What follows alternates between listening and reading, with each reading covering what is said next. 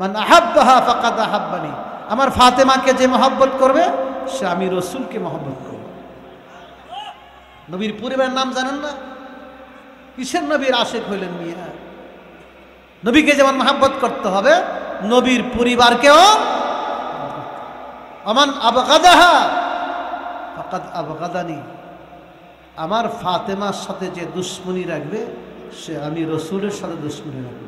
এই জন্য এলেমের তালিমের দরকার, প্রচারের দরকার। এই কাজটা বর্তমানে করেন উলামায়ে কেরাম। এই জন্য আল্লাহ রসুল বলেছেন উলামায়ে কেরাম যারা আম্বিয়া আলাইহিমুসসালামের উত্তরসূরি হলেন, নবীর ওয়ারেস। আপনি বললে আপনার ওয়ারেস কি হবে বলেন তো? বাবা আপনি বললে আপনার ওয়ারেস কি হবে? ছেলে, মেয়ে। কিন্তু নবী দুনিয়ার থেকে চলে যাওয়ার পরে ওয়ারেস মেয়েরে করেন নাই। ছেলে তো ছিলেনই না, ছেলে তো আগে মারা গেছে, মেয়েও মারা গেছে। একজন মেয়ে ছিলেন, নামটা কি বলেন তো? হ্যাঁ কন্যা একজন, সবাই জান না, হালি ওয়াজ শুনি, হালি কিছু মুখস্থ করে না। বলেন তো নবীর ছেলে মেয়েদের মধ্যে একজন বেঁচে ছিলেন, তার নাম কি? সবাই কন্যা। ফাতেমা, ফাতেমা তাও ছিলেন না। রসুল বলছেন ফাতেমা তো বাদাআতুম মিন্নি, ফাতেমা হইল আমি নবীর শরীরের গোশতের একটা টুকরা। সুবহানাল্লাহ। মান আহাব্বাহা ফাকাদ আহাব্বানি, আমার ফাতেমাকে যে মহব্বত করবে সে আমি রসুলকে মহব্বত করব। নবীর পরিবারের নাম জানেন না? কিসের নবীর আশিক হইলেন মিয়া? নবীকে যেমন মহব্বত করতে হবে নবীর পরিবারকেও। আমান আবগাদাহা ফাকাদ আবগাদানি, আমার ফাতেমার সাথে যে দুশ্মনী রাখবে সে আমি রসুলের সাথে দুশ্মনী রাখব। প্রত্যেকে আমরা মারা গেলে ওয়ারেস হয়ে যা অটোমেটিক আমার ছেলে, আমার মেয়ে। কিন্তু রাসূল সাল্লাল্লাহু আলাইহি ওয়াসাল্লাম দুনিয়া থেকে ইন্তেকাল করেছেন, নবীর মেয়ে, একমাত্র বেঁচে থাকা মেয়ে ফাতেমা ওয়ারেস হন নাই। হয়েছে?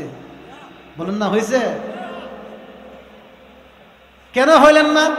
আবু বকর সিদ্দিক আমার বাবার খলিফা, আপনি আমার বাবার মিরাস আমাকে দিচ্ছেন না কেন? মাইয়ারিসুকা, আবু বকর আপনার ওয়ারিস কে হবে মরলে? কালা আহলি ওয়া ওয়ালাদি, আমি মরলে আমার ওয়ারিস হবে আমার ছেলে মেয়ে, আমার বিবি। তাই নাকি? আপনি মরলে আপনার ওয়ারিস হবে আপনার ছেলে মেয়ে। ফামালি লা আরিসু আবি, আমি কেন আমি আমার বাবার ওয়ারিস হব না? হে আবু বকর বলেন আমি কেন আমার বাবার ওয়ারিস হব না? তখন আবু বকর সিদ্দিক বলছেন আপনার বাবাই তো বলেছেন লা নুরাস, আমাদের মিরাস বন্টন হবে না। মা তারাকনা সাদাকা, আমরা নবীরা যা কিছু রেখে যাব আল্লাহর রাস্তায় সদকা হয়ে যাবে। কি রেখে গেছেন নবী? কিচ্ছুই না। আমর ইবনে হারিস রাদিয়াল্লাহু তাআলা আনহু থেকে রওয়ায়াত, মা তারাকা রাসূলুল্লাহ সাল্লাল্লাহু আলাইহি ওয়াসাল্লাম ইনদা মাউতিহি দিনারান ওয়ালা দিরহামা ওয়ালা আবদান ওয়ালা আমা ওয়ালা শাতান ওয়ালা বাঈরা ওয়ালা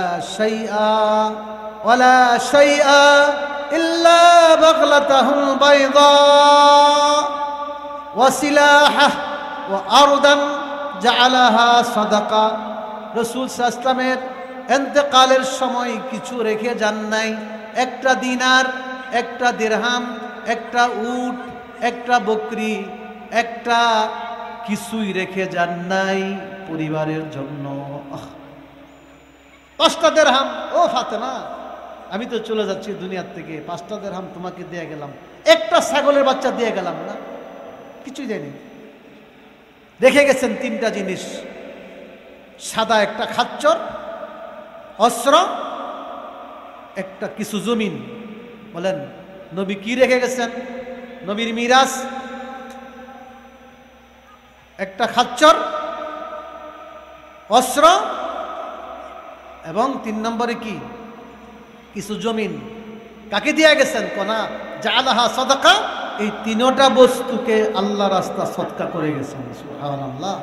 অতএব ফাতেমাকে কিছুই দেন নাই, ফাতেমাকে কিছুই দেন নাই, একটা টাকাও দেন নাই, কিন্তু একটা জিনিস দেয়া গেছে, ফাতেমা, ও ফাতেমা তুমি কাঁদবে না, আমি তো চলে যাচ্ছি, একটা সুসংবাদ নাও, জান্নাতে যত নারীরা কিয়ামতের দিন যাবে জান্নাতি নারী হবে, সমস্ত জান্নাতি নারীদের জন্য তুমি হবে সর্দার। দুনিয়াতে একটা ছাগলের বাচ্চা দেন নাই, একটা খাদেম দেন নাই, আর আখিরাতে জান্নাতীর সর্দারি দান করেছেন। তবে মিরাস দিয়ে গেছেন ফাতেমাকে নয়, নবীর মিরাস কি? নবীর মিরাস হলো কোরআন, নবীর মিরাস হলো হাদিস, নবীর মিরাস হলো ইলম। রাসূল বলেছেন আমি ইলমের মিরাস দিয়ে গেলাম উলামায়ে কেরামদেরকে। সুবহানাল্লাহ। এর থেকে সম্মান আলেমদের জন্য আর কি হইতে পারে? আল্লাহ তাআলা আলেমদেরকে সম্মান করে বলেন তারাই আমাকে ভয় করে, তারাই আমার দ্বীনের উপর চলে। রাসূল আলেমদেরকে সম্মান করে, আমি তাদেরকেই আমার ইলমের মিরাজ দিয়ে গেলাম। আল্লাহ করেছেন সম্মান আলেমদেরকে, নবী করিম সাল্লাল্লাহু আলাইহি ওয়াসাল্লাম করেছেন সম্মান আলেমদেরকে, আর আমরা সাধারণ পাবলিক হইয়া করি না সম্মান আলেমদেরকে। কথা ঠিক না বে ঠিক? সম্মান করবেন তো? আরে বলেন না করবেন তো? দেখেন এই হুজুর জামি ইউনিভার্সিটির সিনিয়র মুহাদ্দিস আবার এখানে সুন্দর একটি মাদ্রাসা প্রতিষ্ঠা করেছেন বন্দরে আশুগঞ্জের মাটিতে। হুজুরের জন্য দোয়া করি আল্লাহ ওনাকে পরিপূর্ণ সুস্থ করুক, দোয়া করি ওনাকে হায়াতে তয়্যিবা দান করুক। ওনার মাদ্রাসার অনেক কাজ বাকি আছে। আশুগঞ্জ বন্দরে শত শত কোটি টাকার মালিক অনেকে আছেন, আপনাদেরকে আমরা যাব না, বলবো না চান্দা দেন। চান্দা দেওয়া, মাদ্রাসা টিকিয়ে রাখা, ইলমের এই শিক্ষা কার্যক্রম চালিয়ে রাখা আপনাদের দায়িত্ব। কথা ঠিক না ঠিক? আপনারা এসে দিয়ে যাবেন, যাব কেন? কারণ আলেম না থাকলে, ইলম না থাকলে, কোরআন না থাকলে, ঈমান না থাকলে, ঈমানের তালিম না থাকলে আপনার আশুগঞ্জ থাকবে না, ভৈরব থাকবে না, বাংলাদেশ থাকবে না, পৃথিবী থাকবে না। কথা ঠিক না ঠিক? তা আমার কথা না, হাদিস। আল্লাহ রাসূল বলেছেন ঈমান না থাকলে, ঈমানদার না থাকলে, কলমাওয়ালা না থাকলে দুনিয়া থাকবে না। কথা বুঝেন না? কলমাওয়ালা থাকতে হইলে কলমার শিক্ষা লাগবে তো। বলেন কলমার কি লাগবে? কলমাওয়ালা থাকার জন্য কলমার শিক্ষা লাগবে, কলমার দাওয়াত লাগবে। কথা বুঝেছেন? আমরা ঐক্যবদ্ধভাবে আমরা ইসলামকে টিকিয়ে রাখার জন্য, ইসলামের শিক্ষাকে টিকিয়ে রাখার জন্য চেষ্টা করব। রাজি আছি? বলেন রাজি আছি?